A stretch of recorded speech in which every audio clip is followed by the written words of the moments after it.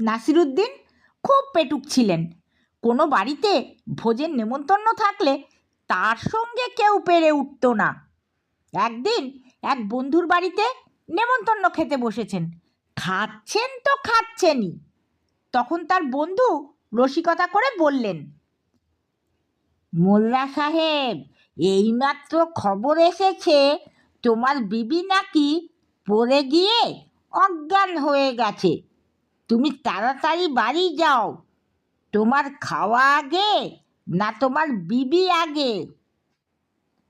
নাসিরুদ্দিনকে এ কথায় মোটেই চিন্তিত মনে হলো না। তিনি খেতে খেতেই বললেন, তুমি কোনো চিন্তা করো না। আমার বিবিকে কি তুমি আমার চেয়ে বেশি ভালো চেনো? শাদির পর থেকে আজ পর্যন্ত তার কখনো জ্ঞান হতে দেখলাম না, আর আজ সে অজ্ঞান হবে?